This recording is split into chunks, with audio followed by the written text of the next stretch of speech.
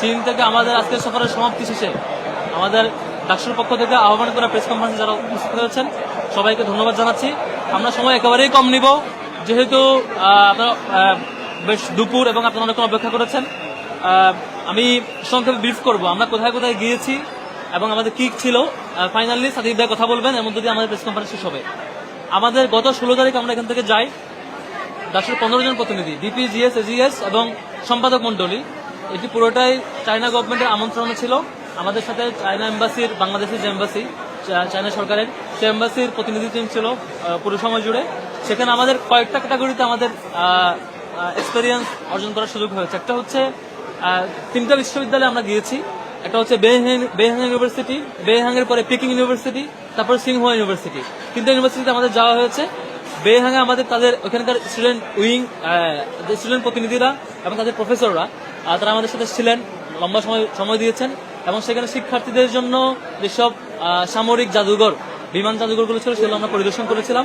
Peking ইউনিভার্সিটিতে আমাদের সেখানে গিয়ে তাদের সাথে যৌথ একটা মিটিং হয়েছে, সেখানকার প্রফেসররা ছিলেন, সেখানকার বেশ কিছু স্টুডেন্টের টিম ছিলেন, তাদের সাথে আমাদের যৌথ মিটিং হয়েছে ফরমালি এবং আমাদের সাথে মতবিনিময় হয়েছে। সর্বশেষ সিংহুয়া ইউনিভার্সিটিতে আমরা গিয়েছিলাম, সেখানে তাদের স্টুডেন্ট ইউনিয়ন, তাদের প্রেসিডেন্ট, সেক্রেটারি এবং ফুল বোর্ডের সাথে আমাদের ফর্মাল মতবিনিময় হয়েছে। সেখানে আমাদের অনেকগুলো বিষয় নিয়ে আলাপ হয়েছে। আমাদের দিক থেকে আমরা বেশ কিছু ফিডব্যাক দিয়েছি, প্রপোজাল দিয়েছি, সেগুলো আমাদের আলাপে আসবে নিশ্চয়ই ইনশাল্লাহ। তারপরে এই ছিল বিশ্ববিদ্যালয় ভিজিট, যেখানে যে ইউনিভার্সিটিগুলো সারা পৃথিবীতে ওয়ার্ল্ড র্যাঙ্কিংয়ে কখনো 12তম, কখনো 13তম, কখনো 10-এর কাছাকাছি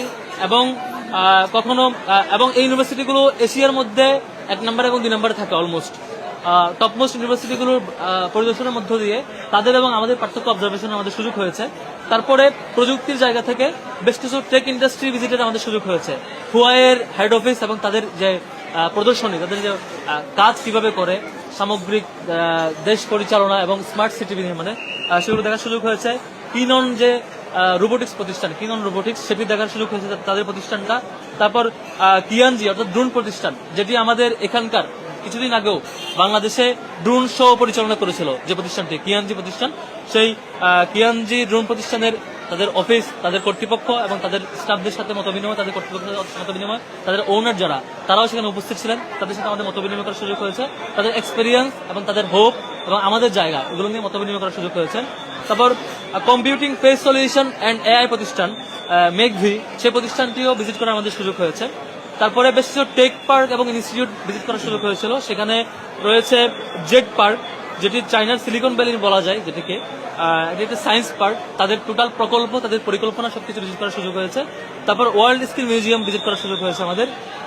এর বাইরে আমাদের কিছু যৌথ মিটিং ছিল, তার মধ্যে একটি হচ্ছে নগর কেমন করে পরিচালনা করা হয় একটা সিটি। সেখানে আমাদের সাংহাই সিটি কিভাবে তারা পরিচালনা করে, সাংহাই মিউনিসিপ্যাল পিপলস কংগ্রেস যারা পুরো সিটি পরিচালনা করে, তাদের বডি, পরিচালনা বডি, তাদের কংগ্রেসের যে রেগুলার হলরুম, সেখানে মত বিনিময় হয়েছিল।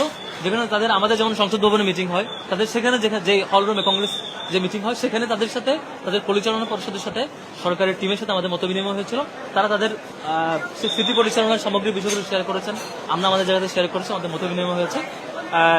এবং পরে হচ্ছে Shanghai institute for international studies, তাদের সাথে আমাদের মত বিনিময় হয়েছে ফরেন পলিসির সামগ্রিক বিষয় নিয়ে। তারপর তাদের কিছু বিষয় আমরা ভিজিট করেছি, যেমন ফরবিডেন সিটি, তাদের ঐতিহাসিক সিটি, তাদের আগের শাসকদের। তারপরে ন্যাশনাল মিউজিয়াম অফ চায়না, সেটি ভিজিট করেছি। তারপরে হচ্ছে অ্যাক্রোবেটিক্স পারফরমেন্স ছিল রেড থিয়েটারে, সেটি আমাদের ওদের কালচারগুলো দেখিয়েছে আমাদেরকে, কালচার কেমন। তারপর ওদের ঐতিহাসিক গ্রেট ওয়াল, সেটিও ভিজিট করার সুযোগ হয়েছে। ফাইনালি ওদের সায়েন্স ফিকশন মিউজিয়াম আছে, সেটিও ভিজিট করার সুযোগ হয়েছে।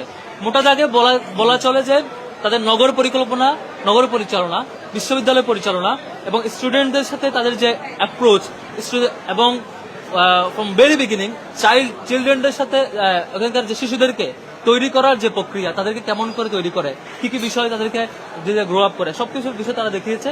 সরকার, তাদের প্রতিনিধি, স্টুডেন্টদের প্রতিনিধি, সরকারি প্রতিষ্ঠান এবং হচ্ছে টেকনোলজি প্রতিষ্ঠানগুলো এবং পলিটিক্যাল প্ল্যাটফর্ম এবং হচ্ছে নগর পরিকল্পনা, সর্বশেষ প্রযুক্তিগত এআই এবং আদার্স রিলেটেড প্রতিষ্ঠানগুলো, সব ক্যাটাগরির প্রতিনিধির সাথে আমাদের মিটিং করার সুযোগ হয়েছে। এটা একটা ভালো এক্সপিরিয়েন্স ছিল। টোটাল এক্সপিরিয়েন্সে আমাদের দিক থেকে ফিডব্যাক, প্রপোজাল এবং তাদের মতামত, সামগ্রিক বিষয় নিয়ে কথা বলার জন্য অনুরোধ করছি ডাকসুর সম্মানিত বিপি আবু সাদিক কায়েমকে। কথা নিয়ে আসছেন ডাকসুর বিপি আবু সাদিক কায়েম। আমার জায়গায় যান।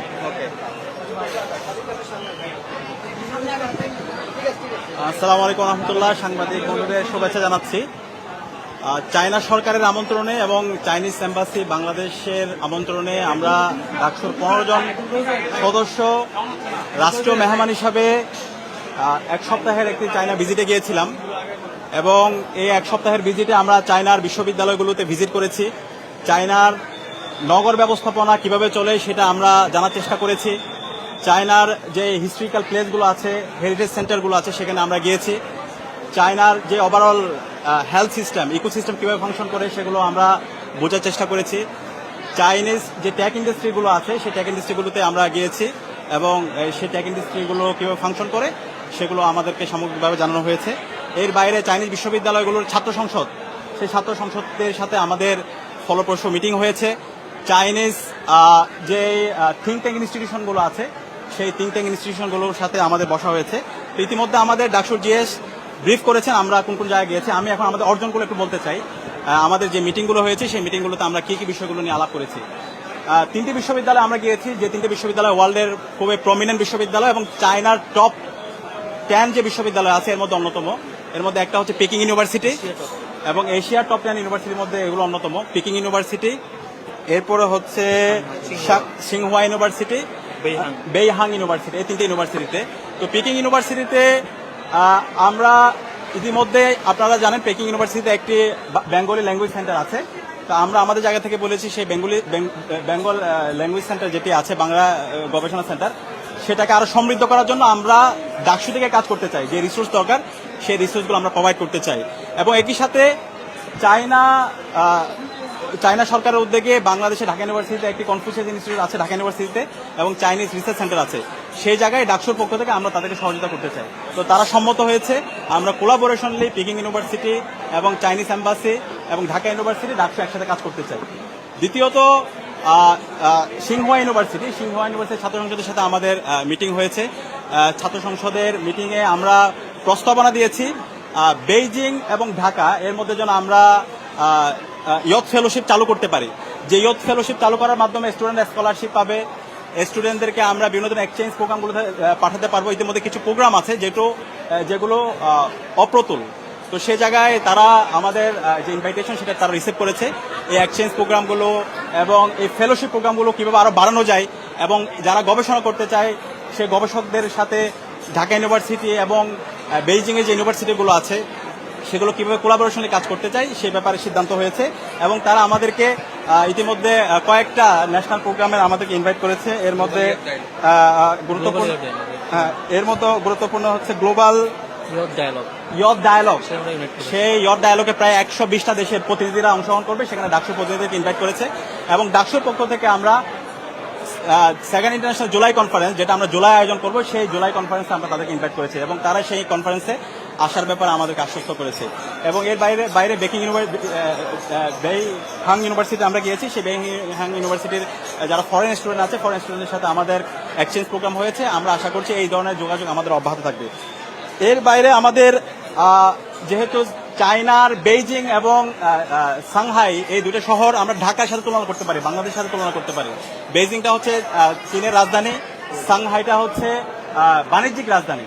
তো এই বেইজিং এর ওভার পপুলেটেড, ঢাকায় ওভার পপুলেটেড। তো কিন্তু তারা তাদের প্রপার প্ল্যানের মাধ্যমে, স্মার্ট সিটি ম্যানেজমেন্টের মাধ্যমে এই সিটিকে চমৎকারভাবে তারা নগর ব্যবস্থাপনা করেছে। আপনি যদি বেইজিংয়ে যান কোনো জায়গায় কোনো ধরনের ময়লা আবর্জনা পাবেন না। এই বর্জ্যগুলো ব্যবস্থাপনা করার জন্য তারা প্রত্যেকটা জায়গায় স্মার্ট বিনের ব্যবস্থা করেছে, প্রত্যেকটা বাসার নিচে স্মার্ট বিনের ব্যবস্থা করেছে এবং সেই যে ময়লাগুলো আছে সেই ময়লাগুলোকে তারা রিসাইকেল করে পরবর্তীতে এগুলো থেকে তারা সার উৎপাদন করে, গ্যাস উৎপাদন করে, বিদ্যুৎ উৎপাদন করে। তো এই যে একটা ইকোসিস্টেম ডেভেলপ হওয়া, সেই ইকোসিস্টেমটা আমরা চাই আমাদের এই দেশেও আমরা ডেভেলপ করতে পারি। একই সাথে সাংহাইয়ের মধ্যে আপনারা জানেন এটা একটা বাণিজ্যিক রাজধানী। সাংহাইয়ের যে নদী আছে সেই নদীকে তারা চমৎকারভাবে ম্যানেজমেন্ট করে, সেই নদীকে কেন্দ্র করে তারা চমৎকার একটা সিটি ম্যানেজমেন্ট করেছে, হুয়াংপো রিভার। তো একই সাথে আমরা আমাদের বুড়িগঙ্গা যে নদী আছে সেই নদীকে এই সিটি ম্যানেজমেন্টের মাধ্যমে, নিট অ্যান্ড ক্লিন রাখার মাধ্যমে সম্ভব। চমৎকার একটা নগর ব্যবস্থাপনা আমরা করতে পারি। তো সেই জায়গায় কিভাবে একসাথে আমরা কাজ করতে পারি সেই সিটি ম্যানেজমেন্ট নিয়ে আমাদের সাথে আলাপ হয়েছে। আমরা আশা করছি ভবিষ্যতে আমাদের এই সিটি ম্যানেজমেন্ট কেন্দ্রিক যে তাদের প্রস্তাবনাগুলো আছে, আমাদের যে প্রস্তাবনাগুলো আছে, বাংলাদেশের এখানকার যে প্রস্তাবনা চাহিদার আলোকে আমরা সেই সিটি ম্যানেজমেন্টগুলো করতে পারবো। এবং এর বাইরে আমরা চীনার বিভিন্ন ধরনের থিঙ্ক ট্যাঙ্ক যে ইনস্টিটিউশনগুলো আছে, বিশেষ করে Shanghai institute for international studies, সেখানে গিয়েছি। এই অঞ্চলের বিশেষ করে বে অফ বেঙ্গল এবং ইন্দো প্যাসিফিক অঞ্চলের নিরাপত্তা নিয়ে আমরা কথা বলেছি। বর্তমান বিশ্বের সামগ্রিক ওয়ার্ল্ড অর্ডারের যে নিরাপত্তা সেগুলো নিয়ে আমরা কথা বলেছি, এবং দ্বিপাক্ষিক কিভাবে আমাদের এই আলোচনা জারি রাখতে পারে, ডায়ালগুলো জারি হতে পারে, সেটা নিয়ে আমরা কথা বলেছি। এবং আমাদের তারাও এই ব্যাপারে আমাদেরকে পারস্পরিক সহযোগিতা করার ব্যাপারে সম্মতি জ্ঞাপন করেছেন। আমরা আমাদের জায়গা থেকে ঢাকা বিশ্ববিদ্যালয় এবং এই চীনের যে থিঙ্ক ট্যাঙ্ক ইনস্টিটিউশনগুলো আছে সেই ইনস্টিটিউশনগুলো আমরা কোলাবোরেশনে কাজ করব। তো সব মিলিয়ে আমাদের পুরো সফর জুড়ে আমরা আমাদের যে সমৃদ্ধ ইতিহাস আছে সেগুলো তাদেরকে জানানোর চেষ্টা করেছি। আমাদের এডুকেশন সিস্টেম সেটা আমাদের জানানোর চেষ্টা করেছি। আমাদের যে সমৃদ্ধ ইয়ত আছে, হিউম্যান রিসোর্স আছে, সেটা আমরা তাদেরকে জানানোর চেষ্টা করেছি। এবং দুই দেশ একসাথে কিভাবে কাজ করতে পারে সে ব্যাপারে আমাদের সম্ভাবনাগুলো আমরা শেয়ার করেছি। আমরা তাদেরকে আমাদের দেশে ইনভাইট করেছি, তারা তাদের দেশে আমাদের ইয়তদেরকে ইনভাইট করেছে। তো আমরা আশা করছি সামনে চীন বাংলাদেশ এই সম্পর্ক আমরা আরও শক্তিশালী করব।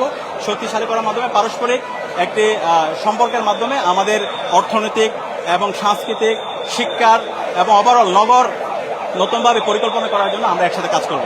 সবাইকে অসংখ্য ধন্যবাদ।